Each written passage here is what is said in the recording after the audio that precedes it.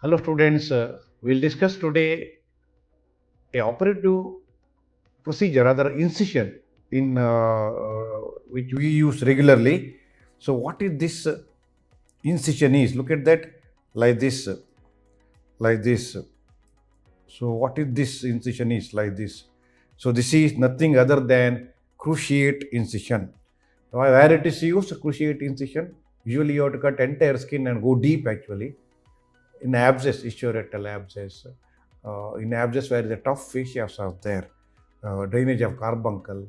Because if you make one incision in such a situation, thick skin is there, tough pyogenic membrane is there, it will seal, so it will contain. So abscess will not get drained completely and it may reform or infection focus will not get cleared. That's why you put, so that you keep the skin or pyogenic membrane outward, away, will be kept open so that it won't go seal on its own, close on its own, so that prevent it from getting drained completely, and so that delay the healing process as such. So that's why you put the cruciate incision whenever required. Thick skin, you think things are tough there, tough structures are there, deep and thickened edematous structure, put two cruciate incisions, then you will always wound now opening of the wound will not close, it will kept open to have adequate drainage. That's the idea of using this cruciate incision. Once you do that, usually in carbuncle, abscess, back abscess in the back, deep abscess, you do that. Once you do that, collect the pus, of course, send for culture sensitivity, of course, you start the antibiotic, then whatever required appropriate antibiotic continue for required date as for the need, as the individual patient is considered. And especially these incisions are used in a diabetic patient, the back, ischiorectal area, and deeper abscess as such. And usually it granulates well. Usually you have to give daily warm saline wash to this wound and eventually give a proper cleaning. Then put a gauze drain so that it won't seal, close earlier than required, and allow it to granulate properly and heal completely. So that's the idea of putting this cruciate in whenever required. When you are not comfortable, especially carbuncle, deep abscess, organized abscess, cruciate incision is very, very useful to allow it to heal completely, to prevent recurrence. As such, there is the idea of this what is called as cruciate incision. And already I've told you, like carbuncle abscess, like axilla thigh, in the deeper areas we use it. So it details about this is given in my manual of surgery and clinical methods in surgery, mainly in operative surgery and manual of surgery in abscess or infection areas. We can always go through that. So students, please again subscribe my YouTube channel for daily update of your surgical knowledge, for brief lectures for 5 to 10 minutes of images, x-rays, clinical cases of different newer types, and operative procedures, brief, incisions, instruments, and so on. And also share same thing with your friends and colleagues, and press the bell as such icon. And also join live sessions which comes in once in 2 weeks. Have a proper clinical discussion, extensive discussion with the senior professors, presenting by a student of different colleges, like hernia, breast lump, thyroid, mass abdomen, and so like whatever in the practical exam, which is very useful. So to answer this MCQ, incision to be used in this condition is, see the condition here. So what incision is used? So A, B, C, D. So find out, if I put the right answer, I'll acknowledge your answer. So in the comment box, and give the right answer later. And another MCQ, most possible clinical diagnosis in this fluctuant swelling, which has got restricted mobility on wrist extension against resistance. So what is the diagnosis based on these features in the wrist? So clear most possible clinical diagnosis, dermoids, lipoma, neurofibroma, ganglion. Put the right answer in the comment box. I'll appreciate your and acknowledge your answer as such. So quotation of the day is, look around and find reality. So it is not only one like a frog. You look around. There are so many things around, so many things to learn around the world. So I find out what is reality in life and reality in the world.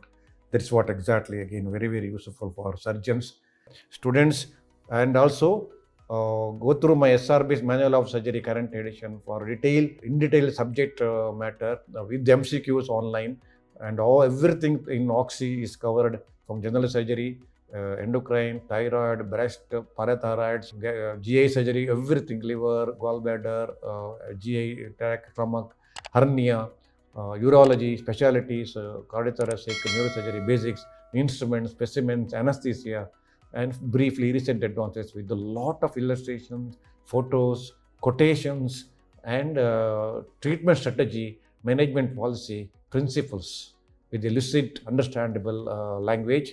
With the wherever oxy topics are there, also it is covered for both UGs and PGs. So make use of my SRB's manual of surgery for your better understanding of surgery knowledge as such, and also my SRB's clinical methods in surgery. It covers all clinical examinations, general surgery to hernia, thyroid, breast, varicose vein, vascular diseases, GA examination, abdomen, briefly orthopedic, and with the instruments, specimens, and briefly images as such. A video examination of each topic, each chapter, which will very, very useful for your clinical examination, and principles of examination with a lot of photos, and brief differential diagnosis in tabular form.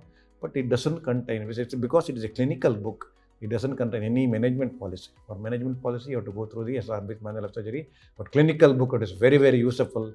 Everything in detail it is there. So please purchase my clinical book and manual of surgery to have a complete understanding of the surgery as such. And my operative surgery, current edition with the 2-volume extensive book, about 10,000 photos and illustrations, very, very useful for upcoming surgeons, surgical surgery PGs, and practicing surgeons, in detail, step by step, all procedures, even GI surgery, general surgeries, endocrine surgeries, everything, step by step, with a lot of photos and illustrations, with the instruments, energy sources, everything it is covered. It will be very useful for all surgeons who is practicing. Before surgery, they can go through the steps and do the procedure skillfully without much problem. So please go through my SRB's operative surgery atlas and guide, atlas actually, text and atlas, current edition, 2-volume book, very, very useful. Definitely you'll understand the technique, small procedure to big major procedures as such. My SRB's tissue approximation, again brief small atlas book, 100 pages, which shows how to approach different suturing technique, different methods, different types of suturing, different skills of suturing, different suture materials, and skin suturing, deeper tissue suturing, bowel suturing, laparoscope suturing, with the principles, and also with the video of suturing. How to do all suturings or videos are there. That also very, very useful for all students. So please go through that, my SRB's tissue approximation book also. So students, again I request to subscribe my YouTube channel to have a best surgical update as such, a daily, day-to-day basis for your clinical knowledge, image-wise, and also join live sessions once in 2 weeks for extensive knowledge about the clinical discussions for more than 1.5 hours. So again request, please subscribe my YouTube channel, share with your friends and colleagues, and press the bell. So students, I hope you have understood this lecture very well. Thank you so much.